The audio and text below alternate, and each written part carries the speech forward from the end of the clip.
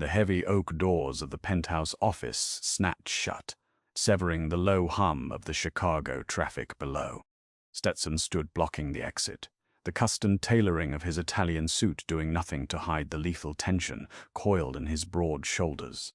A single drop of crimson blood stained his crisp white collar, a stark contrast to the cold, dead calm in his gray eyes. He stepped closer, his gaze slowly trailing down the tight, unforgiving curves of the burgundy velvet dress she had dared to wear. "Who are you planning to kiss after work in that dress?" the boss whispered, the jealousy in his gravelly voice sounding more like a death sentence than a question. Penelope Gallagher was a woman who understood the art of blending into the background. At 240 pounds, she knew the world often preferred to look right through her, and in the ruthless corporate hierarchy of Mercer logistics, invisibility was a survival tactic. For 3 years, she had been the indispensable executive assistant to Stetson Mercer, a man whose legitimate shipping empire was merely a polished steel front for the most powerful underground syndicate in the Midwest.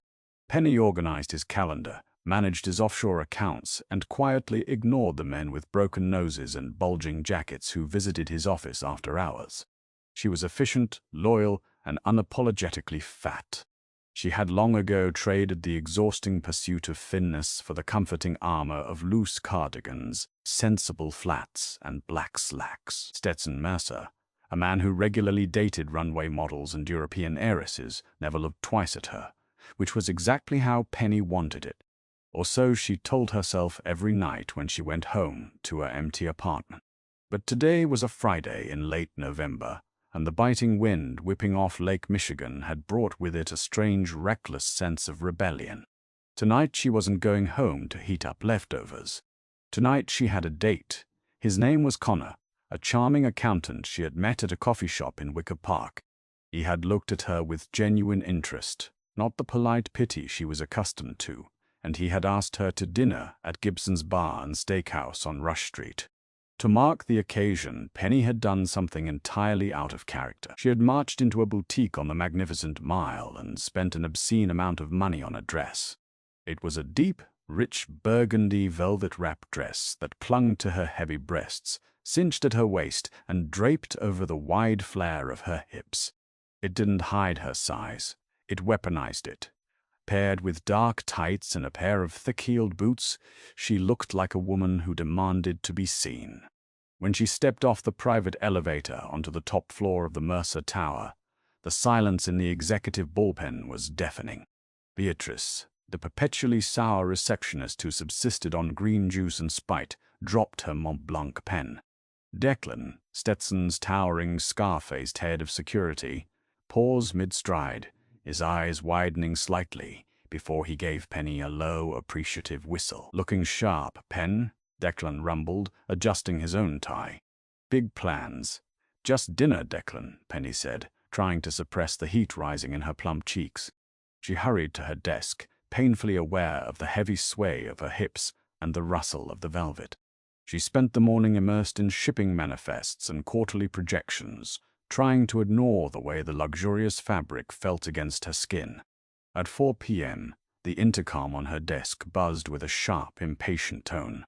"Penelope, my office," Stetson's voice crackled through the speaker, low and absolute. Penny grabbed her tablet and stood, smoothing the front of the dress. She pushed open the heavy oak doors to Stetson's office. The room was massive, lined with floor-to-ceiling windows offering a panoramic view of the Chicago skyline. Stetson was standing by the glass, his back to her, staring out at the darkening city. He was a frighteningly handsome man, 34 years old, with sharp, aristocratic features, dark hair clipped meticulously short, and the broad, muscular build of a bare-knuckle fighter, a remnant of his violent rise to power in the city's south side. "The customs clearance for the Rotterdam shipment has been finalized, Mr. Piran." "Mercer," Penny began, her voice professional and steady. "And Alderman Hayes called again regarding the zoning permits for the new warehouses." Stetson didn't answer immediately. He turned around slowly, a crystal tumbler of amber liquid in his right hand. His eyes, a pale, piercing gray, locked onto her, For a long, suffocating moment, he didn't look at her face. His gaze dragged heavily over her body. He traced the deep V-neck line where the velvet strained against her cleavage, followed the cinch at her thick waist, and lingered on the curve of her heavy thighs. The air in the room seemed to evaporate. Penny shifted uncomfortably, clutching the tablet to her chest like a shield. Stetson was known for his icy detachment, but right now his eyes were burning with a dark, suffocating intensity she had never seen before. He took a step toward her, the ice in his glass clinking against the crystal. "What are you wearing?" he asked, his voice dropping an octave, slipping from smooth corporate boss into the dangerous cadence of the street boss he truly was. A dress, Mr. Mercer," Penny stammered, cursing herself for sounding so weak. "Is it inappropriate for the office? I can go home and change." "No," Stetson said sharply. He closed the distance between them, stopping mere inches away. Penny had to crane her neck to look up at him. She could smell his expensive bergamot cologne, mixed with the faint metallic scent of something darker, something she always tried to ignore. "You've worked for me for 3 years, Penelope," Stetson said, his eyes flicking to her lips. "In all that time, I have never seen you wear anything but shapeless wool and gray slack. You dress like a widow mourning a husband who died 30 years ago. And today you walk into my office looking like this." You reached out. Penny's breath hitched as his knuckles brushed the velvet covering her collarbone. The touch was agonizingly light, yet it sent a jolt of electricity straight to her core. "It's Friday," Penny whispered, her heart hammering violently against her ribs. "I have plans after work." Stetson's jaw clenched. The muscle feathered violently under his skin. The air around him suddenly felt charged with violence. "Plans? Yes. Dinner. With who?" "That is my private business, Stetson," she said, using his first name in a rare moment of defiance. His eyes darkened to the color of a stormy sea. He leaned down, his face so close to hers she could feel his breath ghosting over her cheek. "I don't like secrets in my organization, Penelope. I don't like wild cards, and I certainly do not like another man looking at what belongs in my office." Before she could process the possessive weight of his words, his hand snapped out, gripping her jaw firmly but not painfully, tilting her face up. "Who are you planning to kiss after work in that dress?" the jealous Mafia boss asked his overweight secretary, his thumb brushing over her lower lip. "Because I promise you, whoever he is, he doesn't deserve the privilege." Penny practically fled the office. She broke away from his grip, mumbled something unintelligible about filing the Hayes reports, and retreated to the safety of her desk. Her pulse was a chaotic drumbeat in her ears. Stetson Mercer had just touched her. He had looked at her heavy, soft body, not with disgust but with a terrifying predatory hunger. By the time 5:30 p.m. rolled around, Penny's nerves were shredded. She grabbed her wool peacoat, said a hasty goodbye to Declan, who gave her a knowing, slightly pitying look, and hurried to the elevator. Outside, the Chicago evening was freezing. The city lights blurred against the gray twilight as Penny hailed a cab to Rush Street. She tried to push Stetson out of her mind. She was overthinking it. He was a control freak, a man who viewed his employees as property. It was a power play, nothing more. He was a dangerous criminal who lived in a world of violence and deception. She was just a fat girl who managed his schedule. Gibson's was crowded, warm, and smelling of rich steaks and expensive red wine. Connor was already at a corner booth. He stood up as she approached, a wide, easy smile on his face. He was handsome in an unremarkable, catalog model sort of way, sandy hair, blue eyes, a neatly pressed button-down shirt. "Penny," he said, taking her hand, "you look absolutely stunning. That dress is incredible on you." A genuine blush warmed her cheeks. "Thank you, Connor. It's new." They ordered drinks, and at first the date was pleasant. Connor asked about her week. They laughed over the terrible weather, and they shared an appetizer. But as the waiter cleared their plates and poured a second glass of Cabernet, the conversation took a subtle, jagged turn. "So you work at Mercer Logistics," Connor said, leaning forward, resting his elbows on the white tablecloth. "That's quite the operation. I hear Stetson Mercer is a brilliant CEO. He's very demanding, Penny said carefully, taking a sip of wine. She was trained to be vague, I bet. Managing all those shipping routes, from the port of Chicago down the Mississippi. It must be a logistical nightmare. Connor swirled his wine. Especially the cargo coming in from the Canadian border. Does he handle the routing for those directly, or do you manage the schedules? Penny froze. The wine suddenly tasted like ash. Mercer Logistics did have routes from Canada, but they were strictly off the books. They were the routes Stetson used to move untraceable cash and unlicensed firearms. No ordinary accountant would know about those, let alone bring them up on a first date. She looked at Connor. The easy, charming smile was still there, but his blue eyes were sharp, calculating, and completely devoid of warmth. "I just handle his basic calendar, Connor," Penny said, her voice dropping a notch. "I wouldn't know anything about specific routes." "Come on, Penny," Connor chuckled, though there was no humor in it. "A smart girl like you, an executive assistant with top clearance. You know everything. I'm just curious. A friend of mine in the import business is trying to figure out how Mercer manages to clear customs so fast at the northern checkpoints." Penny's blood ran cold. She slowly reached for her purse under the table. "I think I should go." "Don't be like that," Connor said, his hand shooting across the table to clamp down tightly over her wrist. His grip was entirely too hard, his fingers digging into her soft flesh.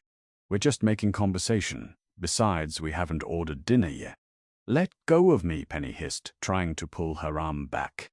Across the restaurant, sitting alone in a dimly lit booth near the bar, a man in a dark suit slowly lowered his newspaper. Stetson Mercer had been watching them for 30 minutes. When he saw Connor's hand wrap around Penny's wrist, Stetson didn't blink. He just reached into his breast pocket, pulled out his phone, and typed a single encrypted message to Declan. "Ali. Now." "Look, Penelope." Connor's voice dropped, the charm completely evaporating, replaced by a cold, menacing rasp. "My bosses are very interested in the Canadian schedules. You're going to come with me to a nice, quiet place, and you're going to open your laptop and show me the logistics software. If you do, you walk away. If you don't." Connor didn't finish the threat. He didn't have to. The reality of her situation came crashing down on her. She hadn't been asked out because she was pretty or interesting, or because the burgundy velvet dress looked good on her curves. She had been targeted. She was a vulnerable, lonely, overweight woman who had access to the secrets of the most dangerous man in Chicago. She was easy prey. Tears of humiliation and pure terror stung the corners of her eyes. She had been so stupid. "I don't have my laptop," she whispered, her voice trembling. "Then you'll take me to the office," Connor said, standing up and pulling her roughly to her feet. "Keep quiet, smile, and walk to the door." Penny stumbled against the heavy wooden table, the edge sticking into her hip. She allowed herself to be guided through the crowded restaurant, her heart hammering wildly. She looked around, hoping to catch a waiter's eye, but everyone was engrossed in their steaks and conversations.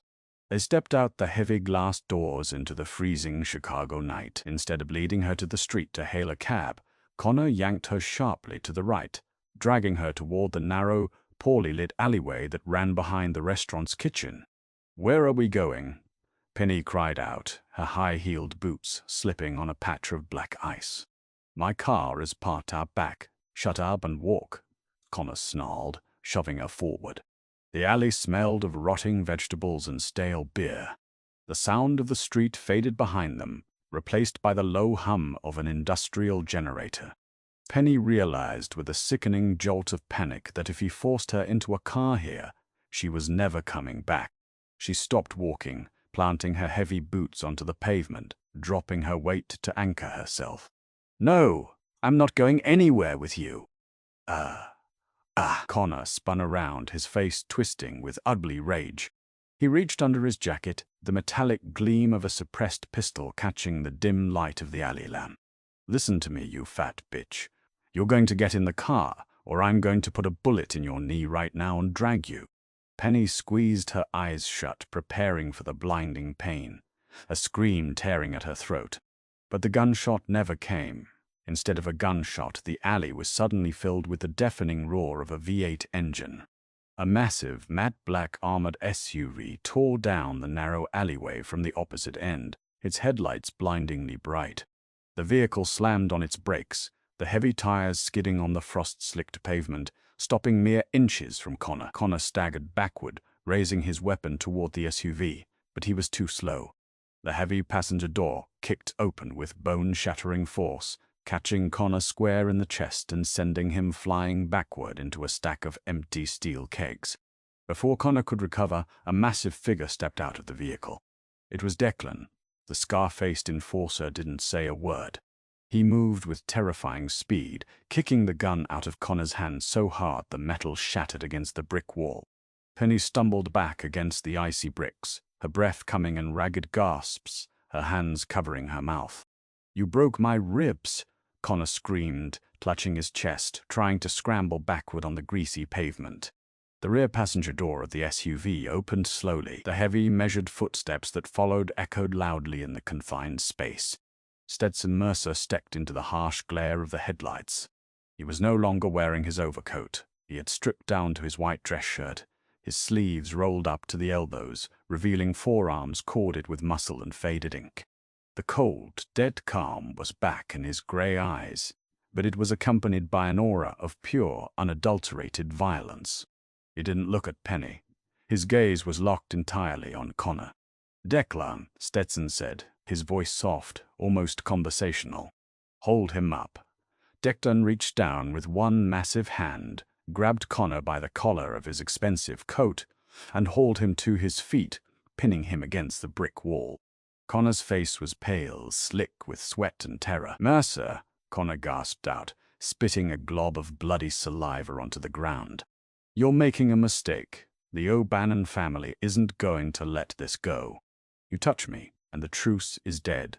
The O'Bannon family sent a rat to try and seduce my secretary to steal my shipping manifests," Stetson said, stepping closer. "The truce died the second you touched her. She's a liability, Stetson." Connor choked out, trying to sound brave, but failing miserably. "Look at her, a pathetic, lonely soul. It was Tuesday afternoon. You think a woman like that has the stomach to work for the Mercer syndicate? She's weak." Penny flinched as if she had been struck physically. The words tore through her, affirming every dark, insecure thought she had ever had about herself. She shrank against the wall, wrapping her arms around her thick waist, trying to make herself as small as possible in the striking velvet dress. Stetson stopped in front of Connor. He tilted his head slightly, studying the man. "You have a very poor understanding of value, Connor, and a profound lack of respect." In a movement so fast Penny barely registered it, Stetson's hand darted into his waistband.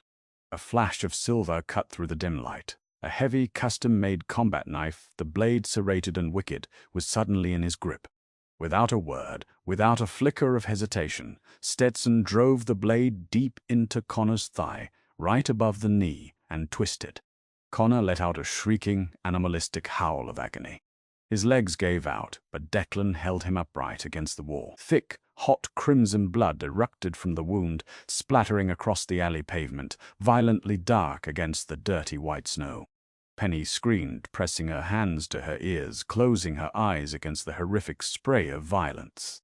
The metallic, coppery smell of the blood hit her nose instantly, mixing with the frigid Chicago air. She had known Stetson was a criminal. She had seen the aftermath of his business. But she had never, not once in 3 years, seen him commit the violence himself. "This is a message for the O'Bannons," Stetson whispered, leaning in close to Connor's ear over the man's pathetic sobbing. "Tell them if they ever come within 50 miles of my business again, I will burn their houses down with them inside. And tell them." Stetson pulled the knife out with a sickening squelch, causing a fresh torrent of blood to pour down Connor's leg. "If anyone ever looks at my woman again, I will take their eyes. My woman." The words hung in the freezing air, heavy and absolute. Stetson wiped the bloody blade clean on Connor's expensive jacket, sheathed it, and nodded to Declan. Declan dropped the weeping, bleeding man into the trash and garbage of the alleyway. Stetson turned slowly. His white dress shirt was pristine, save for a single stark drop of blood that had splashed up and stained his crisp white collar. He walked toward Penny. Penny was hyperventilating, her back pressed hard against the brick. The glamorous velvet dress felt heavy and ridiculous now. She was a civilian caught in a war zone, a fool who thought she was going on a normal date. Stetson stopped right in front of her. The terrifying monster who had just maimed a man vanished, replaced instantly by a man looking at a woman with desperate, consuming focus. He reached out, his large, warm hands gently framing her face. His thumbs brushed away the tears leaking from her eyes. "Are you hurt, Penelope?" he asked, his voice rough, shaking slightly with an emotion she couldn't name. "And no," she sobbed, trembling uncontrollably. "He grabbed my wrist." Stetson's jaw tightened. He looked down at her wrist, already beginning to bruise a dark purple. The fury returned to his eyes, but he suppressed it, focusing back on her. "I'm sorry," Penny cried, the humiliation crashing over her. "I'm so sorry, Stetson. I was stupid. I thought he liked me. I didn't know he was O'Bannon." "Do not apologize," Stetson commanded softly. He stepped closer, stepping into her space, letting the heat of his large body warm her freezing skin. "You are not stupid. You are the smartest, most capable woman I have ever known. The only mistake made tonight was mine." Penny looked up at him, confused, terrified, and captivated. "Your mistake?" "Yes," Stetson murmured, his eyes dropping to her lips again, just as they had in the office hours ago. "My mistake was letting you believe that any other man could have you.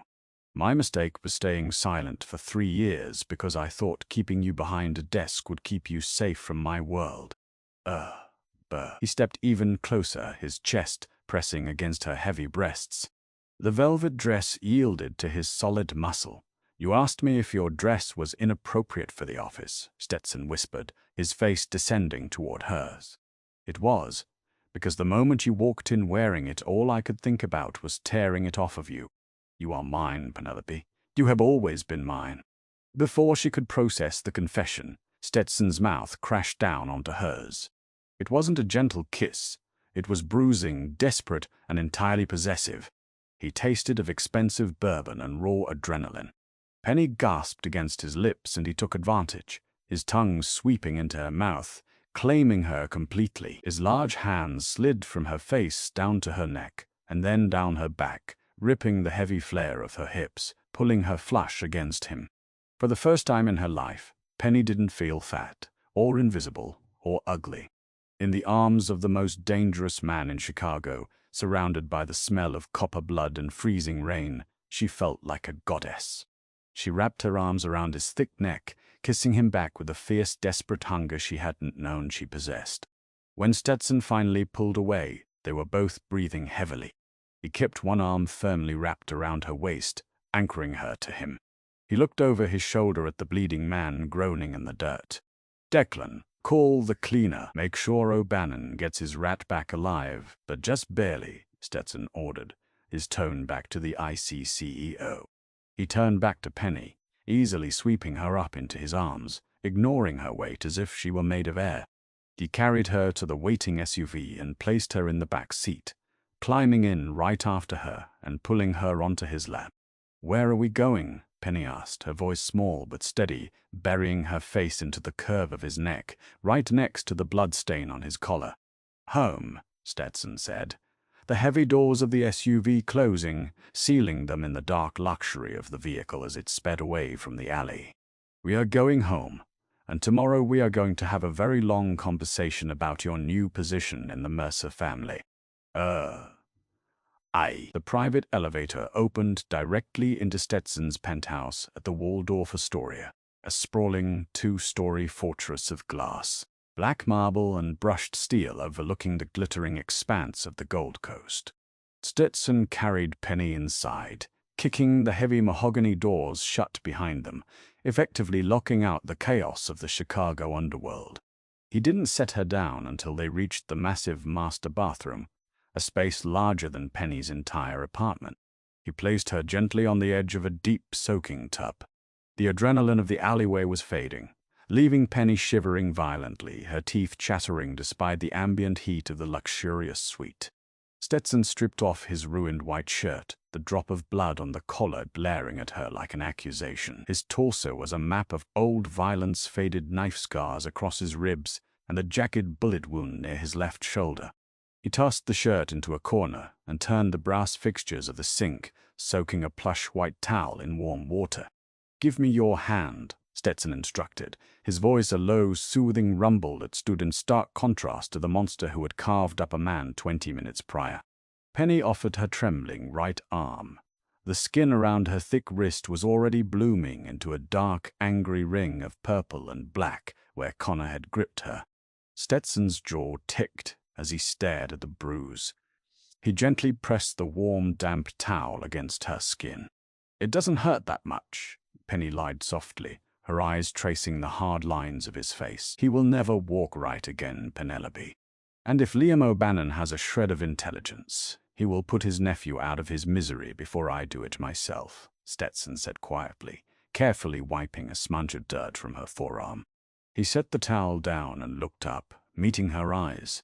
"You are safe here. No one gets past the lobby without Declan's authorization, and my men are already locking down the perimeter."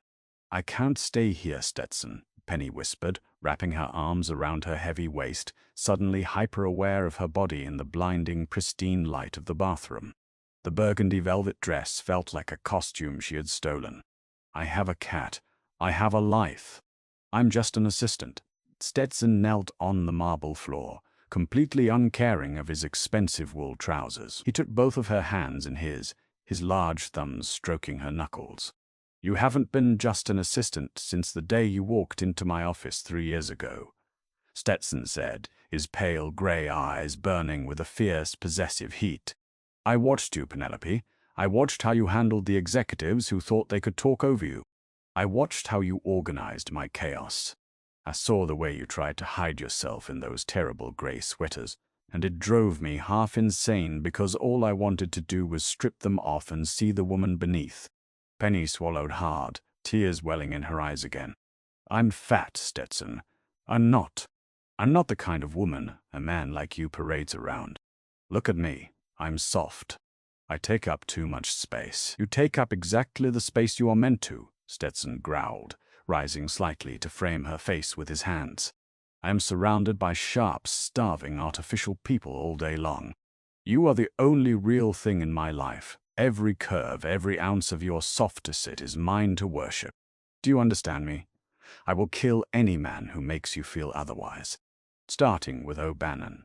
He kissed her then, deeply and reverently, silencing her insecurities with the intoxicating taste of his desire. When he pulled back, he rested his forehead against hers. But things are going to change now. Connor was right about one thing. The O'Bannons are coming for the Canadian logistics routes. They know about the ghost shipments. Tomorrow I'm transferring you to a secure location in the Hamptons. You'll be off the board until the war is over. Penny stiffened. The romantic haze evaporated, replaced by a sudden, sharp clarity. She pulled her hands away from his grasp. "No." Stetson blinked, clearly unaccustomed to the word. "Penelope, this isn't a negotiation. The O'Bannon Syndicate will use you to get to me. They want the encrypted ledgers for the northern routes." "They can't have them," Penny said, her voice dropping the tremor and adopting a steely resolve. She stood up, smoothing the velvet over her wide hips. "Because those ledgers are protected by a polymorphic encryption key that changes every 12 hours. Stetson stared at her, his brows knitting together. "How do you know that?" "Only my head of cybersecurity knows the encryption protocols." Your head of cybersecurity, David, is an idiot who spends half his day trading cryptocurrency on company servers," Penny said flatly. She took a deep breath. It was time to pull back the curtain. "Stetson, who do you think fixes the discrepancies when the cargo manifests don't match the customs reports? Who do you think reroutes the shell company funds through the Cayman accounts before the IRS algorithms can flag them?" Stetson was utterly silent. 3 years ago, when you hired me, your digital infrastructure was a mess," Penny continued, pacing the marble floor, the heavy thud of her boots echoing in the large room. You were bleeding money on the Toronto route because your dispatchers were using outdated radio frequencies that the feds were easily tapping. I didn't just manage your calendar. I rewrote the entire routing algorithm. I built the shadow ledger. You built the network. Stetson breathed out, looking at her as if he was seeing her for the very first time. I have a master's degree in applied cryptography from MIT, Stetson. I graduated top of my class under my mother's maiden name, Penny revealed, her chin held high. I took a job as a secretary because I wanted a quiet life after a corporate espionage scandal at my last firm nearly got me indicted. I wanted to be invisible, but when I saw how exposed your syndicate was, I couldn't help myself. I fixed it. I am the architect of the Canadian roots. A slow, terrifying smile spread across Stetson Mercer's face. It wasn't the smile of a lover. It was the smile of a ruthless king who had just discovered his queen was a dragon. You, Stetson murmured, standing up and closing the distance between them, wrapping his arms around her waist and pulling her lush body against his chest. You are magnificent. I'm not going to the Hamptons, Stetson, Penny said, looking up into his eyes, her heart pounding with a new, thrilling kind of adrenaline. If Liam O'Bannon wants a war over my logistics network, he's going to find out exactly why you don't mess with the woman who holds the keys. By Tuesday, the city of Chicago was holding its breath. The underground truce was shattered, and the fallout was swift and brutal. Liam O'Bannon, an old-school Irish mob boss who still believed in solving problems with car bonds and baseball bats, was out for blood. The maiming of his nephew Connor was an insult he could not ignore. But O'Bannon was also cunning. He knew Stetson Mercer's private army, led by Declan, was practically impenetrable in a street war. So Liam struck where it hurt most, the legitimate front.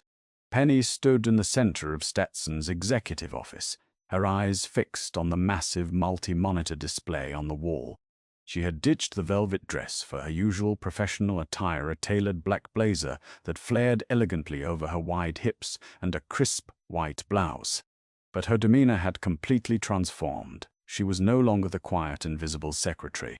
She was commanding the room. They put a freeze on the Mercer Logistics primary accounts at Chase Bank, Stetson said, pacing behind his heavy oak desk, his voice tight with suppressed fury. And 2 of our cargo ships are being held at the port of Montreal. Customs officials are citing anonymous tips about contraband. It's Alderman Hayes, Declan grunted from the corner of the room, his massive arms crossed over his chest. He was cleaning the slide over Block 19. O'Bannon owns Hayes. The alderman is pulling strings with the Port Authority and the federal judges to choke our cash flow. We should pay Hayes a visit tonight, remind him who built this city.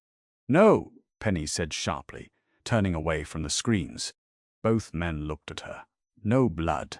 Not yet. If you kill an alderman, the FBI will swarm Mercer Logistics and the O'Bannons will swoop in and take the infrastructure while you're busy fighting federal indictments. That's exactly what Liam wants. Stetson stopped pacing and leaned against his desk, crossing his arms. He looked at Penny with a mixture of raw lust and deep admiration. What's the play, Penelope? O'Bannon is playing checkers with baseball bats. We're going to play chess, Penny said, walking over to her laptop, which was now permanently docked on Stetson's desk. Her thick fingers flew across the keyboard with blinding speed. Alderman Hayes is corrupt, but he's also greedy. For the past 2 years, I've been running a background subroutine on all political figures associated with our zoning permits. Just housekeeping, Declan chuckled darkly. Remind me never to piss you off, Pen. Look at this, Penny said, projecting her screen onto the main wall monitor. Complex spreadsheets, offshore banking records, and heavily redacted emails flooded the screen. Hayes isn't just taking bribes from the O'Bannons. He's been embezzling union pension funds through a shell company registered in Belize. A shell company that coincidentally uses the prestigious law firm of Kirkland & Ellis for its stateside legal shielding. Stetson's eyes narrowed as he read the data on the screen. This is a federal RICO case waiting to happen. If this leaks, Hayes spends the rest of his life in ADX Florence. Exactly, Penny said, a cold, ruthless smile touching her lips. It was a smile she had learned from watching Stetson for 3 years. We don't need to shoot him. We just need to put the gun to his head and let him pull his own trigger. She tapped a few more keys. I've already compiled the dossier. I'm routing it through a secure proxy server to Hayes' private email right now, with a blind copy set to drop into the inbox of the lead investigative reporter at the Chicago Tribune. The timer is set for 60 minutes. Stetson walked around the desk, stopping right behind her. He placed his large hands on her shoulders, his thumbs massaging the tension in her neck. The heat of his body radiated through her blazer. "What are your terms, architect?" Stetson asked softly, his breath stirring her hair. "I just sent Hayes a text from an untraceable burner," Penny replied, leaning back slightly into his solid chest. "He has exactly 30 minutes to make the phone calls to lift the bank freeze and clear the Montreal ships. If he does, I kill the timer on the email to the Tribune. If he doesn't, his life is over." The office descended into a tense, suffocating silence. Declan stopped cleaning his gun, watching the digital clock on the wall monitor tick down. Stetson remained stationed behind Penny, his hands a heavy, comforting weight on her shoulders, silently declaring to anyone in the room that she was under his absolute protection. At exactly 24 minutes, Stetson's encrypted cell phone rang. He picked it up, putting it on speaker and setting it on the desk. "Speak." That would unravel his entire world. "It's done." Alderman Hayes' voice echoed through the room, high-pitched, trembling, and entirely stripped of its usual political arrogance. "The holds are lifted. The accounts are unfrozen. Mercer, please, whoever you have working for you, whatever hacker you hired, tell them to stop. I'm out. I resign tomorrow. Just don't send those files." Stetson looked down at Penny. She met his gaze, her dark eyes flashing with triumph. She reached out and hit the delete key on her laptop. The timer on the screen vanished. "Have a pleasant retirement, Alderman," Stetson said coldly, and ended the call. Declan let out a low whistle. "Well, I'll be damned. Not a single bullet fired. Send a team to the Montreal ports to ensure the cargo moves immediately," Stetson ordered his enforcer, "and double the guard on Penelope's apartment. Go." "Yes, boss," Declan said, giving Penny a respectful nod before slipping out of the heavy oak doors. Once they were alone, Stetson reached down, grasped the arms of Penny's chair, and spun her around to face him. He braced his hands on the armrests, leaning in, caging her in. "You just saved my empire in less than 30 minutes from a laptop," Stetson said, his voice a gravelly whisper. "I protect what's mine, Stetson," Penny said boldly, her hands coming up to grip his lapels. She was done hiding. She was done feeling inadequate. She was exactly the woman this terrifying man needed. "Liam O'Bannon is going to realize his political shield is gone," Stetson murmured, his lips brushing hers. "He's going to be desperate. He'll come for us directly now." "Let him come," Penny breathed against his mouth, pulling him down into a searing, victorious kiss. "We'll be ready." Heavy rain battered the reinforced glass of Mercer Tower on Thursday night, washing the neon glow of the Chicago skyline into a smeared, chaotic watercolor. Inside the subterranean server level, 3 stories beneath the bustling pavement of Lower Wacker Drive, the air conditioning hummed with a frigid, mechanical intensity. Penelope Gallagher sat in the center of the flashing server racks, a black tactical jacket zipped tightly over her thick curves. The velvet dress was a distant memory. Tonight she was dressed for war. Her fingers danced across the illuminated keyboard of her custom rig, her eyes tracking the anomalous data spikes on the dark web monitoring software she had built from scratch. "They're moving," Penny said, her voice echoing in the cavernous room. Stetson Mercer stood behind her, loading a fresh magazine into his Sig Sauer Pre-226. He wore black tactical gear, his broad shoulders tense, the faint metallic scent of gun oil clinging to him. Declan was positioned near the reinforced steel door, racking a heavy Mossberg shotgun. Liam O'Bannon, stripped of his political protection and hemorrhaging money after the Chase bank freeze, had done exactly what Penny predicted. He had panicked. In the underground world, a boss who looked weak didn't survive the week. O'Bannon had mobilized his heaviest hitters. bypassing the heavily fortified street-level entrances by using the decommissioned maintenance tunnels that connected directly to the city's ancient subway grid. "How many, Penelope?" Stetson asked, stepping closer to her chair, his eyes fixed on the red dots multiplying on her monitors. "3 teams of 4, Penny replied, her heart drumming a steady, adrenaline-fueled rhythm against her ribs. She wasn't terrified like she had been in the alleyway. She was in her element, 12 men heavily armed. They just breached the sub-basement fire doors. They're bypassing the biometric scanners using military-grade decryptors. "They think they're sneaking in," Declan rumbled, a cruel, anticipation-laced grin splitting his scarred face. "Let them think it," Penny said, her fingers flying over the keys. She initiated the Castle Doctrine protocol she had coded into the building's smart infrastructure, and cutting the primary power to levels B1 through B3. "Switching to emergency red light only. I'm also locking the elevator shafts and venting the HVAC systems in the east corridors to drop the temperature to near freezing. Let's make them miserable." The server room plunged into darkness for a fraction of a second before the backup generators kicked in, bathing them in a bloody crimson glow.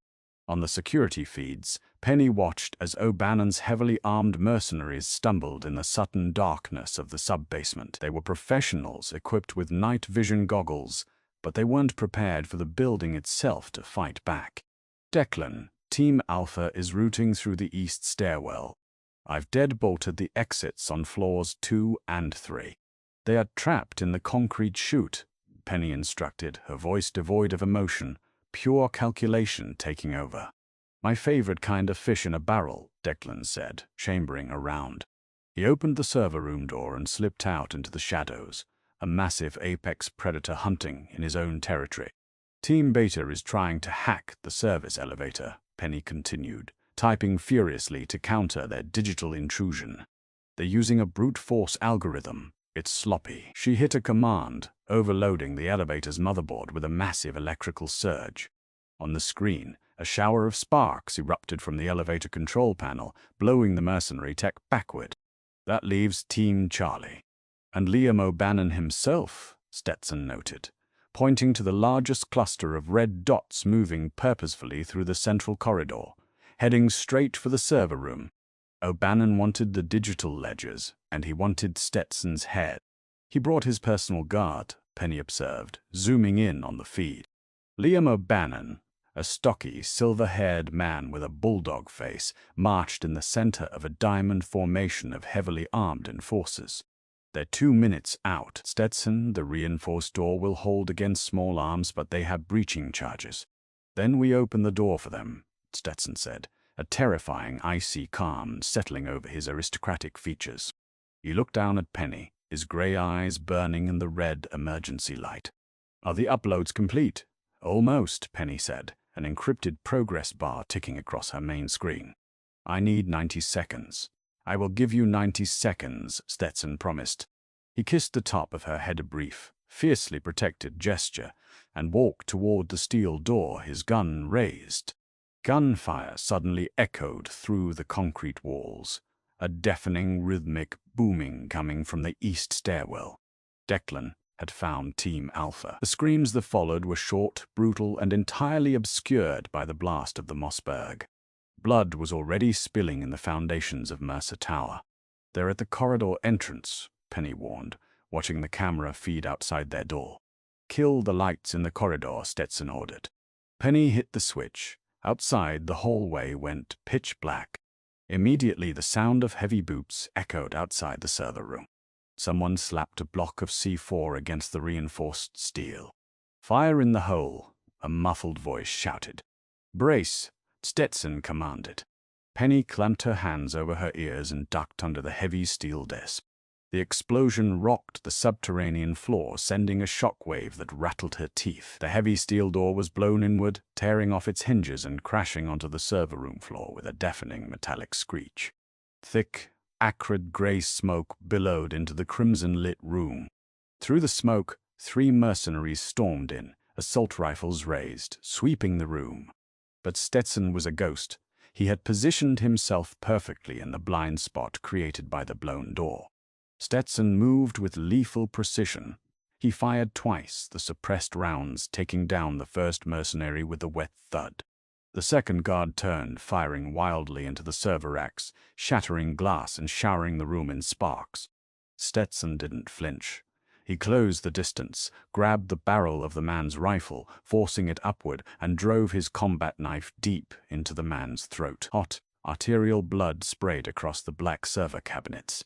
The third mercenary swung around, locking his sights on Penny, who was huddled beneath a desk, illuminated by the glow of her monitors.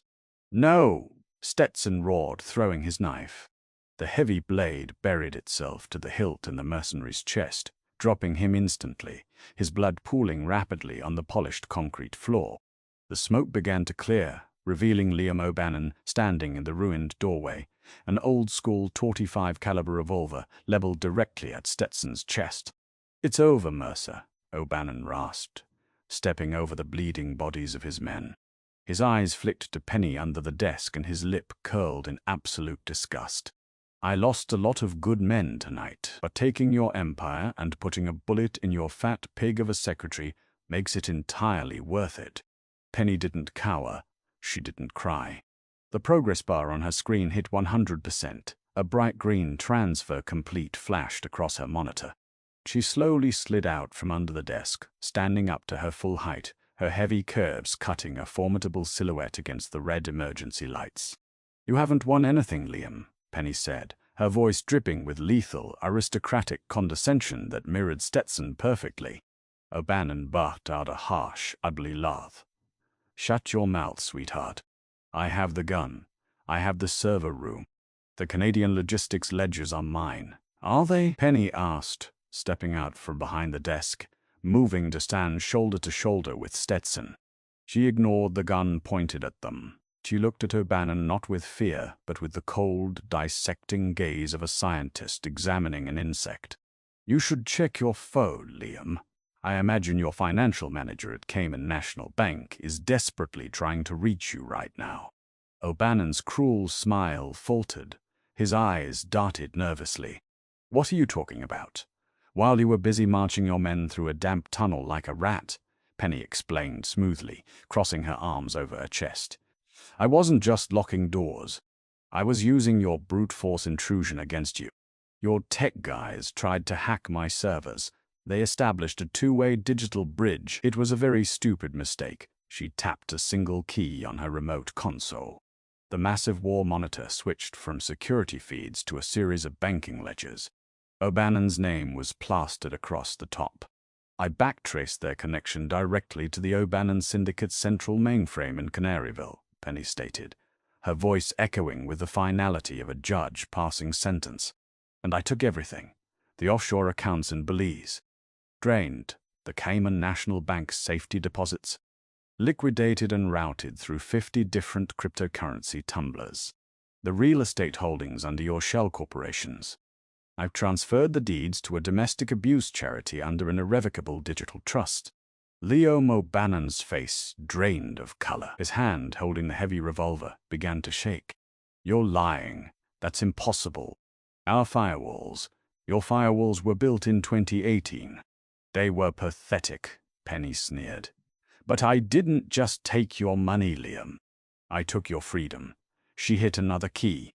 A copy of an email appeared on the screen, addressed to the special agent in charge at the FBI Chicago field office on Roosevelt Road. Attached were thousands of files, every bribe you paid to Alderman Hayes, every hit you ordered over the last decade, the exact coordinates of your weapons caches in the South Side, Penny listed, driving the nails into his coffin. "I sent it to the feds 5 minutes ago. Your empire is gone. Your money is gone. You are a ghost, Liam, and the FBI SWAT teams are currently tearing your Canaryville headquarters apart." O'Bannon stared at the screen, his mouth opening and closing soundlessly. The devastating reality of his total ruin crashed over him. The hard karma of a lifetime of brutality, delivered by the very woman he had called a weak liability and a fat pig. "You," O'Bannon choked out, raising the trembling gun, his eyes wide with desperate, unhinged madness. "I'll kill you both."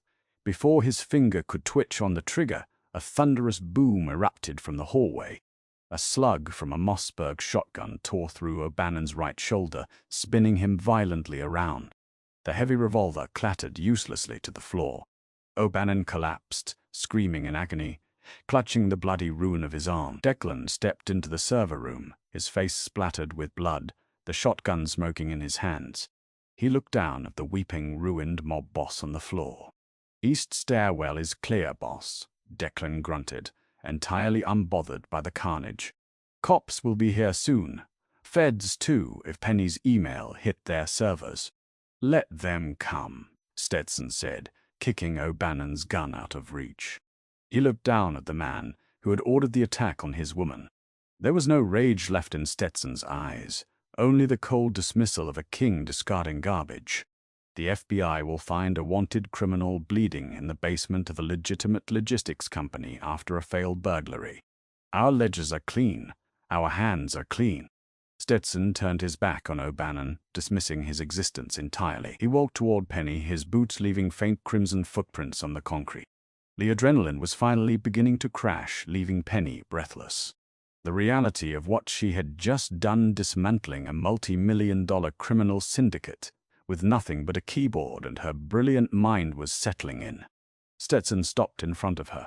He reached out, his large, blood-stained hands gently gripping her waist, pulling her heavy, gorgeous curves flush against his hard, armored body. "A ghost," Stetson murmured, repeating her words to O'Bannon. A slow, incredibly proud smile spreading across his handsome face. "You turned the most feared man in the South Side into a beggar in under 10 minutes. Bye." "He insulted my intelligence," Penny whispered, wrapping her arms around his thick neck, the smell of gun smoke intoxicating her. "And he threatened what belongs to me." Stetson's eyes darkened with raw, possessive heat. "What belongs to you? You," Penny said boldly, surging upward on her toes, pressing her soft, full lips against his. "This empire, all of it. I'm not hiding in the background anymore, Stetson. I am your partner." "You are my queen," Stetson corrected fiercely, capturing her lips in a deep, bruising kiss that tasted of victory and blood. He poured every ounce of his devotion into her, worshipping the brilliant, beautiful, overweight woman who had just cemented his rule over the city. "And the underworld will bow to you." Penelope Gallagher no longer hid behind oversized cardigans or the quiet title of an executive assistant. Standing beside Stetson Mercer in the penthouse overlooking the Chicago skyline, she wore her curves in tailored designer silk, a queen surveying her undisputed territory. The underground war had ended not with a barrage of street fire, but with the quiet, lethal keystrokes of a woman the world had fatally underestimated. Liam O'Bannon's empire was reduced to ashes, his legacy erased by the very secretary he had dismissed as a weak liability. Stetson wrapped his scarred arms around her waist, pulling her heavy, warm body against his chest, completely devoted to the brilliant architect of his shadow network. They ruled the city's legitimate and illegitimate banes together, a testament to the fact that true power doesn't shout from the rooftops, it waits, watches, and strikes from the shadows.